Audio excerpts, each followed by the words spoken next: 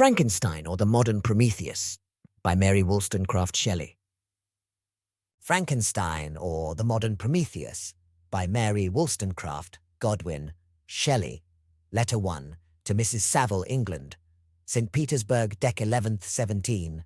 You will rejoice to hear that no disaster has accompanied the commencement of an enterprise which you have regarded with such evil forebodings. I arrived here yesterday, and my first task is to assure my dear sister of my welfare and increasing confidence in the success of my undertaking.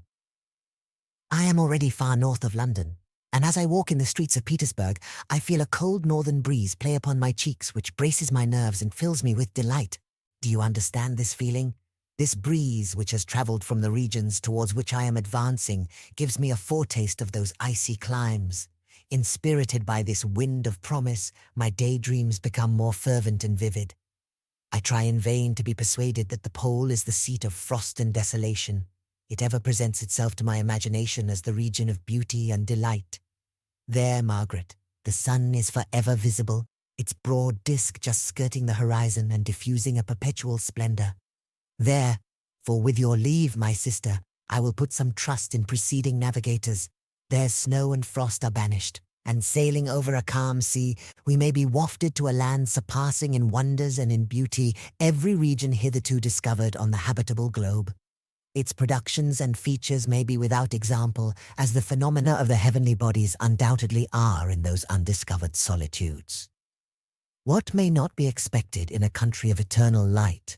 I may there discover the wondrous power which attracts the needle, and may regulate 1,000 celestial observations that require only this voyage to render their seeming eccentricities consistent forever.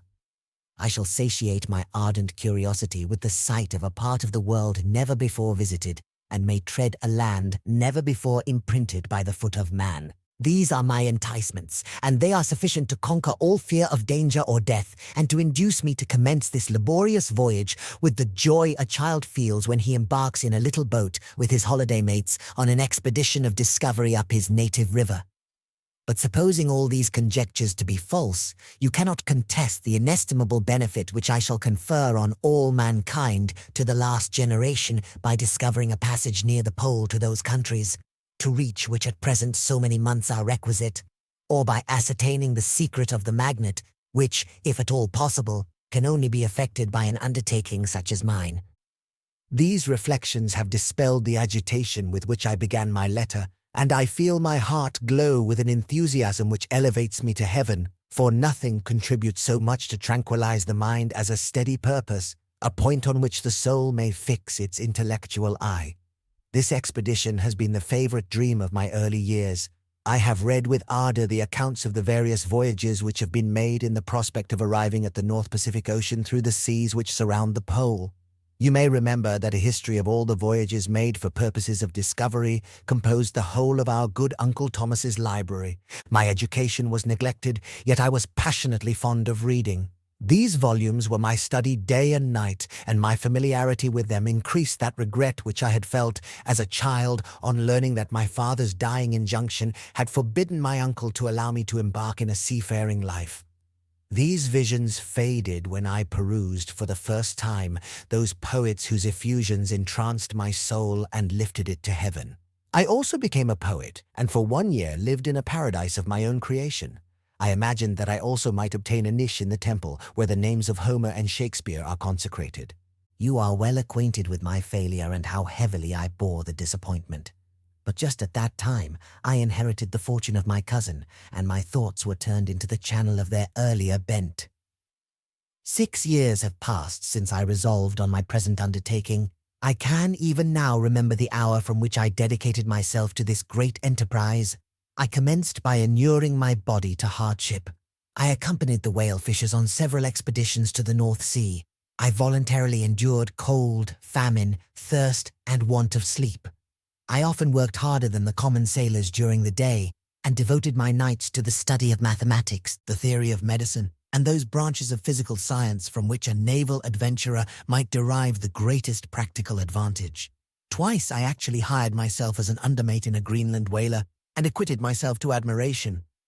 I must own I felt a little proud when my captain offered me the second dignity in the vessel, and entreated me to remain with the greatest earnestness, So valuable did he consider my services. And now, dear Margaret, do I not deserve to accomplish some great purpose? My life might have been passed in ease and luxury, but I preferred glory to every enticement that wealth placed in my path. Oh, that some encouraging voice would answer in the affirmative.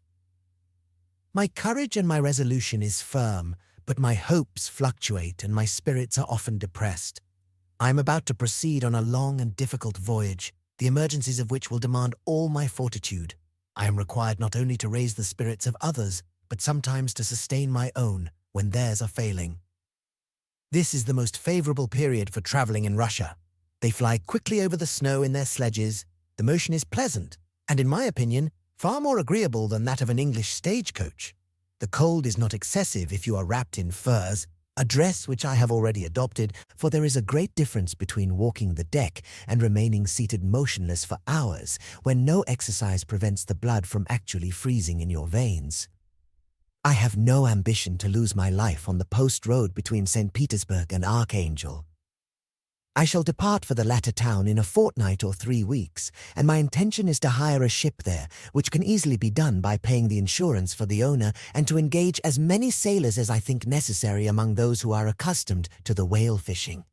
I do not intend to sail until the month of June, and when shall I return? Ah, dear sister, how can I answer this question? If I succeed, many, many months, perhaps years will pass before you and I may meet. If I fail, you will see me again soon or never. Farewell, my dear, excellent Margaret. Heaven shower down blessings on you and save me, that I may again and again testify my gratitude for all your love and kindness. Your affectionate brother, R. Walton. Letter 2, to Mrs. Saville, England. Archangel, the 28th of March, 17. How slowly the time passes here, encompassed as I am by frost and snow. Yet a second step is taken towards my enterprise. I have hired a vessel and am occupied in collecting my sailors. Those whom I have already engaged appear to be men on whom I can depend, and are certainly possessed of dauntless courage. But I have one want which I have never yet been able to satisfy, and the absence of the object of which I now feel as a most severe evil. I have no friend, Margaret. When I am glowing with the enthusiasm of success, there will be none to participate my joy. If I am assailed by disappointment, no one will endeavor to sustain me in dejection. I shall commit my thoughts to paper, it is true, but that is a poor medium for the communication of feeling. I desire the company of a man who could sympathize with me, whose eyes would reply to mine. You may deem me romantic, my dear sister, but I bitterly feel the want